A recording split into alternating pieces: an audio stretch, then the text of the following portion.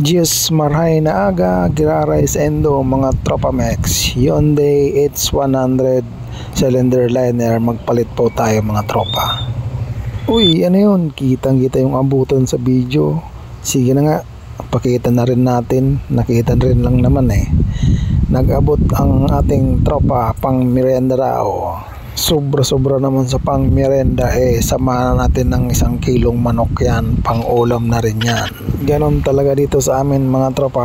Karamihan sa ating mga tropang mekaniko ay nag-aabot po talaga, lalo kapag nakakuha po sila ng konting porsyento.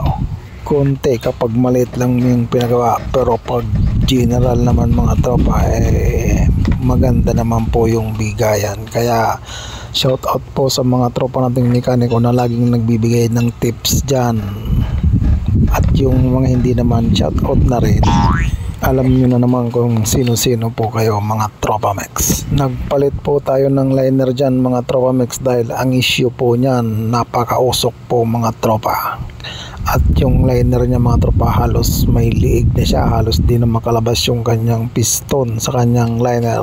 Kaya suggest po tayo na sleeving na po yung gawin dyan mga Tropa Max. Matapos natin tanggalan ng liner mga tropa eh sinalpak naman natin yung kanyang bagong liner. Halos karamihan po ng liner ng Hyundai o ng 4D56 eh semi-finish po yan. Kaya patapos nating isalpak yung kanyang bagong liner eh isasalang pa po yan sa rebore dahil semi-finish nga po mga Tropa Max.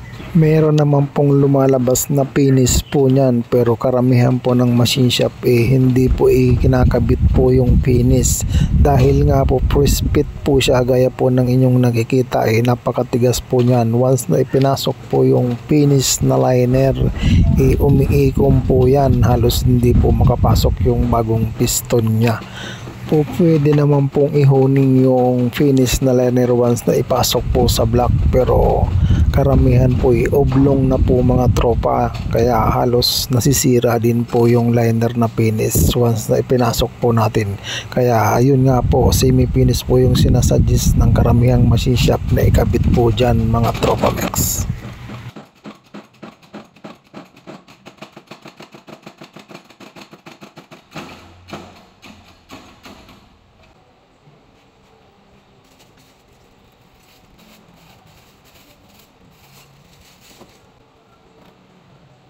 At shout out natin yung tropa nating mekaniko na may-ari niyan, Boss Joel, shout out po sa'yo. At yun, palikein pa naman po dyan at pa-share na rin kung inyo pong naibigan mga Tropa Max.